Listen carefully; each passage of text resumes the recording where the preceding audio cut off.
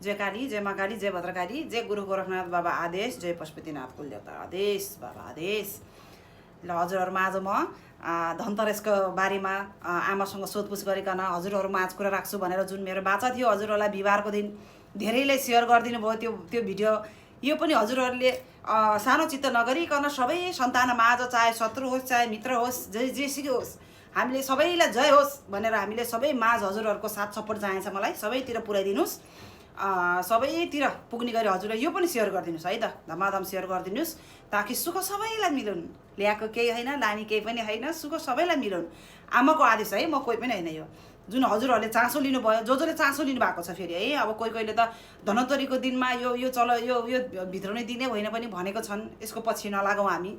यो भनेको त्यस त्रयोदशी तिथि भनेको धनोत्तरी जन्मदिन भएको चाहिँ हो, आयुर्वेदको देवताको समुद्र मन्त्रबाट जन्मदिन भयो।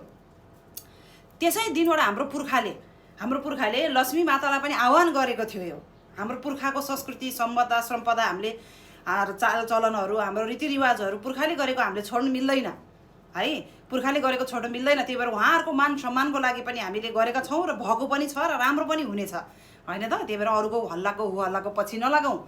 एउटै हत्केलामा पाँचवटा औँला पनि बराबर छैनन्। त्यही भएर आफ्नो हितचित्त शुद्धले जे बोल्छ त्यही गरौँ। मैले जानेको त अझ जति पनि उहाँहरूले यो हाम्रो पुर्खाको संस्कारहरूलाई भड्काउँदैछन्, यो दिन किनिने होइन भनेर उहाँ नै स्वयं अगाडि गएर किन्नुहुन्छ जस्तो लाग्छ है मलाई चाहिँ होइन। राम्रो हो है, उहाँले जति भ्याए त्यति भन्नुभयो, मैले पनि जति भ्याएँ त्यति गरेँ। हामी आखिर आमाहरूको सन्तान एउटै हो हामी है त। एकअर्कामा रिस राख्दा छोडौँ, खुट्टा तानातान नगरौँ, ज्ञान तानातान गरौँ भन्ने मेरो भावनालाई हजुरहरू सबैले साथ दिनु होला है। ल अब धनतेरसको दिन है त, धनतेरसको दिन आयो। धनतेरसमा हामीले के भित्राउने त भन्दाखेरि आमाले दिनुभएको ज्ञान अनुसार फरक पर्छन् है, पहिलादेखि हजुरलाई थाहा छ र सबैलाई राम्रो पनि भएको छ। त्यस दिनमा धनतेरसको दिनमा के भित्राउने भन्दाखेरि हजुरहरूले 3टा दियो किन्नुपर्ने भयो। 3टा दियो, पित्तलको दियो लिनु भने आदेश आएको छ माता रानीको है, आफ्नो कुलदेवी माताहरूको आदेश आएको छ। 3टा दियो पित्तलको दियो किन्ने हजुरहरूले त्यस दिनमा 1:15 बजेपछि किन्नु मध्याह्न। त्यसमा शुभ लाभ भएर आएको छ। तिथिले त्यसपछिको 7 दिन छ, त्रयोदशी 7 दिन भएको भएर हजुरले मध्ये 1:15 बजेपछिबाट हजुरहरूले किन्नु होला। 3टा दियो लिएर आउनु, पित्तलको दियो किनेर राम्रोसँग ध्यान दिएर सुन्नु ल। 3टा पित्तलको दियो किनेर लिएर आइदिनुहोस् र घरको दैलोमा आइपुगेपछि हजुरहरूले एकजनालाई भनेर एउटामा डबल पैसा, एउटामा धान, एउटामा चामल है, यो धन अन्न होइन। धन अन्न भए हाम्रो शरीर हाम्रो जिन्दगी चल्दैनन्। सुख प्राप्त गर्ने मध्येमा यो पनि एक चिज हो नि त। यो 3 थोक राखेर घरभित्र भित्राउनु रे भनेको छन् आमाले है। घरभित्र भित्राइसकेपछि हजुरहरूले त्यो 3 थोकलाई लक्ष्मी पूजाको अगाडि राखेर पूजा गरिदिनु। त्यो दियोमा धान चामल र भेटी राखेको त्यो 3टा दियोमा त्रिकोटी छ नि ब्रह्माण्ड यसपालो, महाकाली महालक्ष्मी महासरस्वती छ भनेर 3टा दियो भित्राउनु दिएको छ है। र त्यो दियो पूजा गरेर लक्ष्मी पूजामा पूजा गरिदिनु होला। र त्यो दियोलाई के गर्ने त, अब जुन धनतेरसमा किनेको दियो छ नि हामीले भित्राउने पित्तलको दियो हो। लक्ष्मी पूजा सकिसकेपछि त्यो दियोलाई त्यो सामानहरू जम्मै खनाएर चराचुरुङ्गा दिएर भेटी आफूसँग राखेर वा जे गरे पनि दान गरेर भए पनि त्यो दियोलाई चाहिँ राखेर 3टा दियो चाहिँ हजुरहरूले के गर्नु पर्यो त, धनतेरसमा भित्राएको त्यो 3टा दियो चाहिँ एउटा आफ्नो कुललाई छुट्याइदिनु रे भनेका छन् है। छन् भने पनि नातिनु फेरफारलाई हुन्छ होइन। मेरो त कुलमा दियो छन् माता के गर्ने भन्नु होला, छन् भने पनि फेरफारलाई हुन्छन् है। राम्रोसँग सुनिदिनु होला। एउटा कुललाई छुट्याइदिनु, एउटा आफ्नो इष्ट देवता जुन पाञ्चायनमा जस्तै हामीले काली पाञ्चायन मानेको छु मैले, म कालीमालाई मा भद्रकालीलाई दियो फेरफारलाई हुन्छ।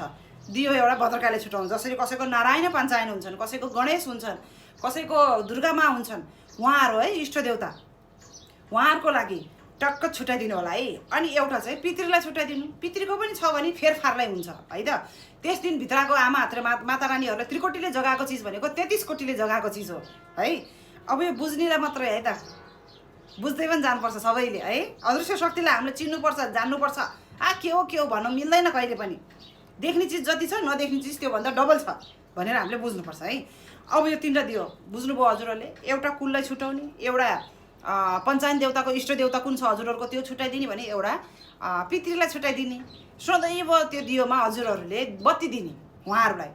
कुल पितृ र इष्ट बलियो भयो भने बल्ल हाम्रो जीवन सुधार भएर आउँछ अरे माता रानीले भन्नुभएको है। उहाँको ज्ञान, गुरु गोरखनाथको ज्ञान त्यही भएको भएर धनतेरसको दिनमा हजुरहरूले यसपालो 3टा दियो भित्राउनु पर्यो होइन। पित्तलको फेरि है, देवी माहरूलाई चल्ने पित्तल दियो तामा बाबालाई चल्छ भने पित्तल देवीलाई चल्छ। पित्तलको दियोहरू भित्राइदिनु होला है। यो चाहिँ सबै माता रानीहरू जसले कुरेर बस्नु भएको आमाको ज्ञान आमाको विधि कुर्नुपर्छ उहाँहरूको लागि। र अरूले पनि केही जाने छैन भने गरिदिनु होला। गर्नु मन छैन भने सके जय नसके जय न विजय गरिदिनु होला। अपशब्द केही नबोलिदिनु होला है। किनभने हामीले ल्याएको केही पनि होइन, लानु केही पनि होइन। अरूलाई अपशब्द बोलेर आफू कहिले पनि माथि भइँदैन। आफ्नो चित्तले मान्यो, आफ्नो हितले मान्यो भने गरिदिनु कार्य, नगरे त्यसलाई वास्ता नगरिदिनु है त। र सबैमा विनम्र अनुरोध गर्छु, यो भिडियो सकेसम्म सेयर गरिदिनु होला। 1:15 बजे मध्याह 1:15 बजे तिथिले त्रयोदशी भेट्ने भएको भएर हजुरहरूले 1:15 बजेपछि पित्तलको 3टा दियो धनतेरसको दिन लिने है। फेरि आज होइन नि, फेरि धनतेरसको दिन शनिबारको दिन लिएर हजुरहरूले घरमा भित्राउनु। डबल पैसा धान र चामल हालेर भित्राउनु होला त्यसलाई है। अनि लक्ष्मी पूजामा त्यही दियो पूजा गरिदिनु। त्यो दियो पूजा गरेर जगिसकेपछि हजुरहरूले भोलिपल्ट निकाल्ने बेलामा दियो छुट्याइदिनु होला। आफ्नो कुललाई, इष्टलाई, पितृलाई 3टा दियो छुट्याइदिनु होला। यसो गर्नाले घरमा सुख समृद्धि आओस्। महाकाली, महालक्ष्मी, महा सरस्वती वास गर्दा असुर शक्तिहरू घरमा नेगेटिभ चिजहरू नहोस्।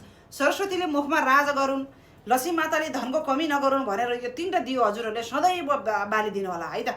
वर्षभरिको लागि यो चल्यो है त यसपालोलाई।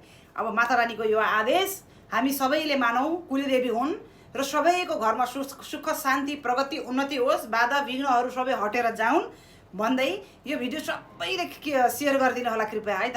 सबैजनाले सेयर गर्दा धमाधम सेयर गरिदिनु होला ताकि कोही नछुटुन् आमाको सन्तानहरू है।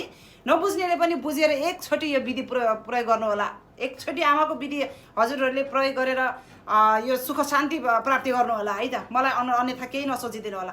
जे दिनुभएको छ आमाले हजुर माझ राखेको छु र यो राखेको पनि सबैलाई अहिलेसम्म गरेको भएको पनि छ, हुने पनि छ। सही सत्य नै छ है त। सत्य सत्य नै हुन्छ, असत्य असत्य नै हुन्छ है त। ल जय भद्रकाली, जय गुरु गोरखनाथ बाबा आदेश, जय पशुपतिनाथ।